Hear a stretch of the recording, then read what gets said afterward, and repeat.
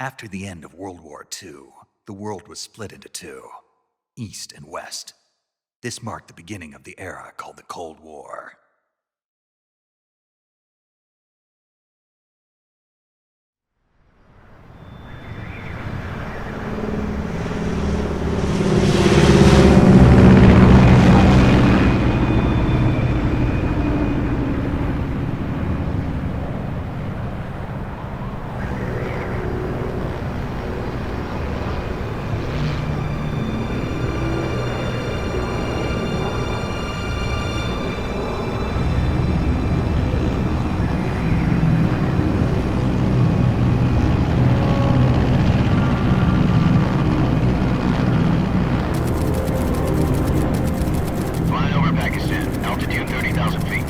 Approaching Soviet airspace.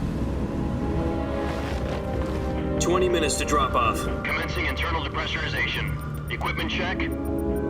Arm main parachute. All right. You ready to go? Drop zone still showing a high pressure mass. Cav okay.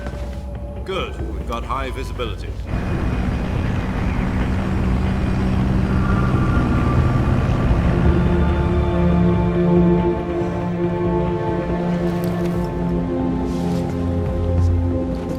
Put out that cigar.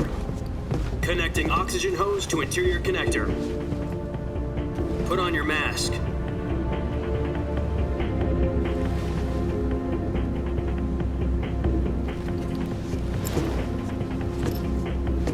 Does this panty waste know what he's doing?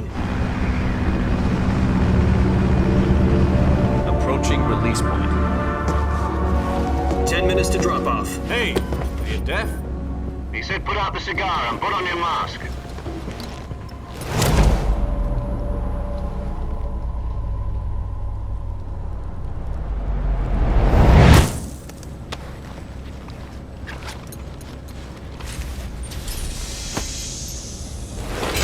Depressurization complete.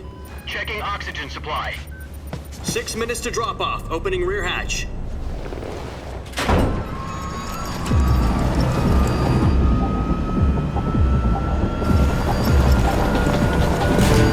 Sunrise.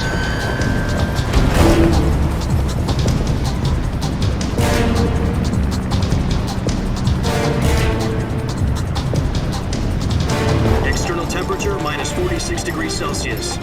2 minutes to drop off. Stand up. You'll be falling at 130 miles per hour. Try not to get frostbite from the wind chill. 1 minute to drop off. Move to the rear. Activate the air bottle. This is one for the history books. The world's first halo jump. 10 seconds to drop off. Stand by. Status okay. All green. Prepare for drop off. Countdown. 5, 4, 3, 2, 1. Spread your wings And fly. God be with you.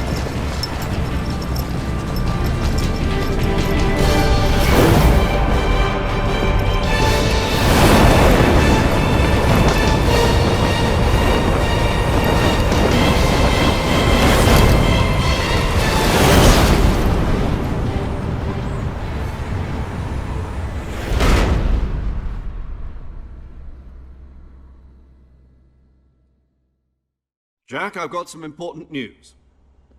The head of the CIA has finally given us the green light for the virtuous mission.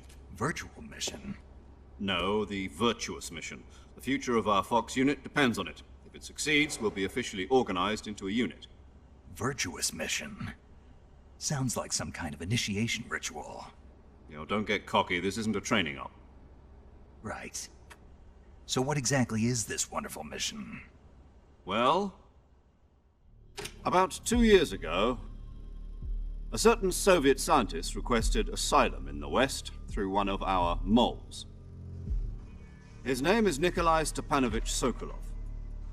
He's head of the OKB 754 Design Bureau, one of the Soviets' top-secret weapon research facilities, and the East's foremost expert on weapons development. Sokolov? Isn't he that famous rocket scientist? The very same. On April the 12th, 1961, the Soviets achieved the first manned spaceflight in history. The Earth was blue, but there was no God. Well spoken. The rocket that carried Yuri Gagarin to orbit was the A-1, known as the Vostok rocket. Sokolov is said to be the man most responsible for the multi-engine cluster used in that rocket. After Gagarin's flight, Sokolov left rocket development to become the head of the newly established Design Bureau. From a lowly technician to head of a design bureau, that's quite a success story, so why'd he want to defect? It seems he'd become afraid of his own creations. Afraid? Call it a crisis of conscience. And for that, he left his country and his family behind and went over the fence?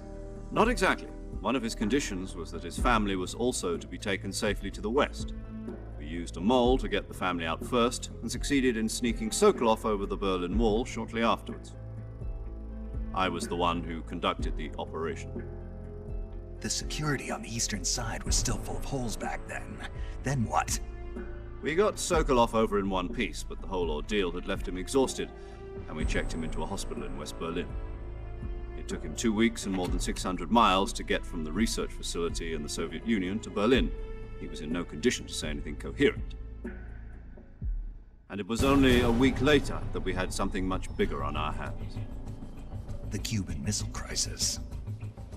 October the 16th, 1962, President Kennedy received word that the Soviets were in the process of deploying intermediate-range ballistic missiles in Cuba. The President demanded that the Soviets dismantle and remove the missiles. At the same time, he announced a naval blockade to prevent further missile shipments from reaching Cuba. But the Soviets didn't back down, instead placing their armed forces on secondary alert. Soviet transport ships carrying missiles continued on course towards Cuba. US and Soviet forces went on alert for an all-out nuclear war. Frantic negotiations were conducted through the UN's Emergency Security Council and unofficial channels to end the hair-trigger standoff. Finally, on October the 28th, the Soviet Union agreed to remove its missiles from Cuba, and so the world avoided a nuclear holocaust. But in order to get the Soviets to pull their missiles out, we had to make a deal. You mean the one where the US agreed to remove its IRBMs from Turkey? No. The Jupiter IRBMs deployed in Turkey were obsolete, and we were going to get rid of them anyway. They had no strategic value whatsoever to either the US or the Russians. The Turkey deal was a ruse, a cover story that was fed to the other intelligence agencies around the world. So what did the Russians really want? Sokolov. They wanted us to return Sokolov. You mean the Soviets pulled out of Cuba just to get their hands on Sokolov? That's right. What the hell was he working on? At the time, we had no idea. We were running out of time. It was either give up Sokolov or risk full-scale nuclear war. In the end, we had no choice. President Kennedy gave in to Khrushchev's demand. The next day, I got Sokolov out of the hospital, handing him over to agents on the eastern side. Sokolov kept on screaming, "Save me," until he disappeared from my sight. Then a month ago, we received some new information from one of our moles. About Sokolov? Yes. He was taken back to the research facility and forced to continue working on the weapon in question under KGB supervision. What's more, it's on the verge of completion.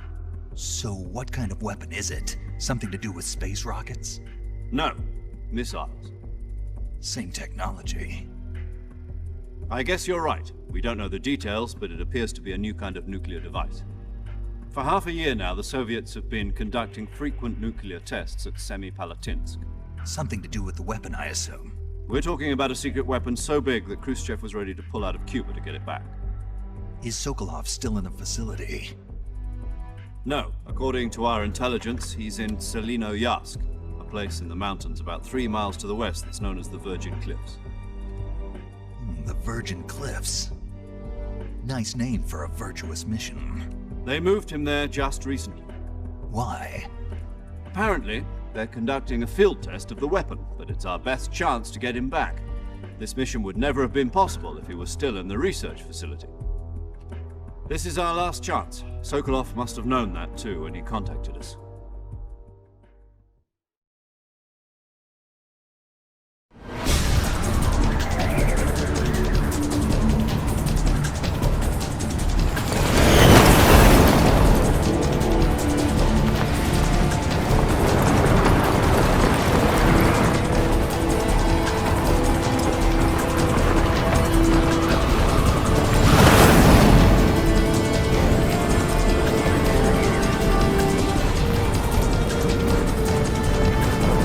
Listen up, Jack. Your mission is to infiltrate Selino-Yarsk in the Soviet mountains, ensure the safety of Sokolov, and bring him back to the west.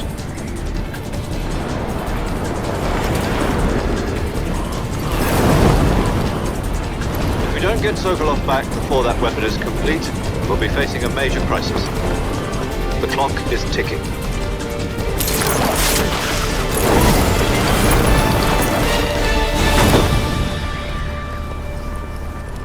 Once we've confirmed the rescue of Sokolov, stand by at the recovery point. A recovery balloon will be dropped at that point.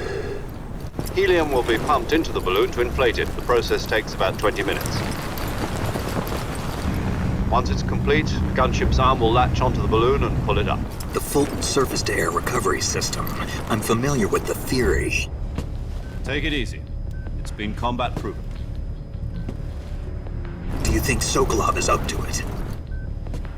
The shock will be less than during a parachute jump, and the arm can handle up to 500 pounds. So you're planning on going over the border in a single combat Talon?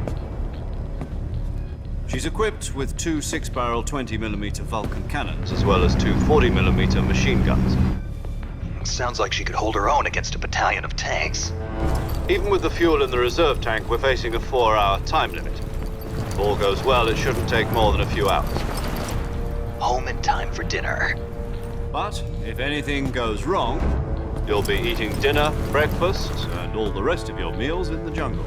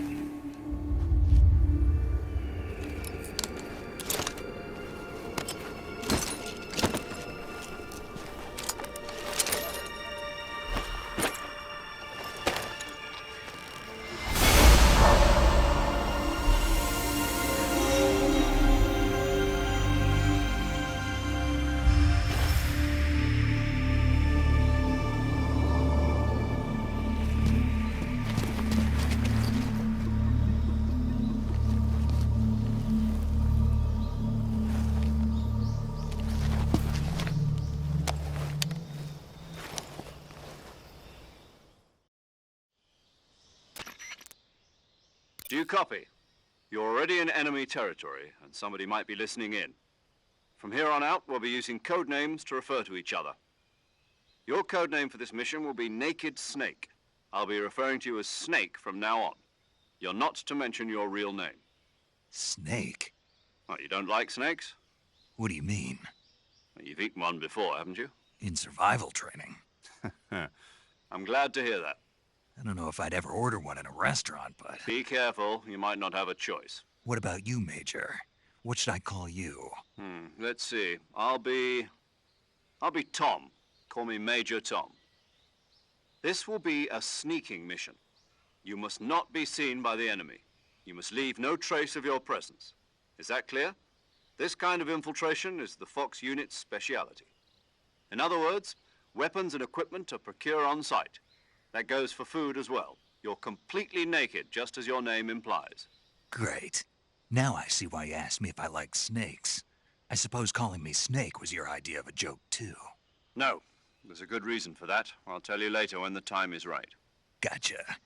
Getting back to the subject, how exactly am I supposed to feed myself? You've been issued a knife and a tranquilizer gun. Use them to hunt for food. You'll also find some medical supplies in your backpack. Yeah, about the backpack. I lost it in a tree on the way down. I see. Well, you'd better go back and get it then. You know where it is? No problem. I can see it from here. It's stuck on a branch. To climb a tree, stand in front of a tree that's covered in ivy and press the action button. I'll be monitoring your progress over the radio. We can't risk violating Soviet airspace, but I'll be in the gunship. My frequency is 140.85. I'll give you a call if I need to talk to you. If you need to talk to me, use the send function. Okay, Snake, go get your backpack.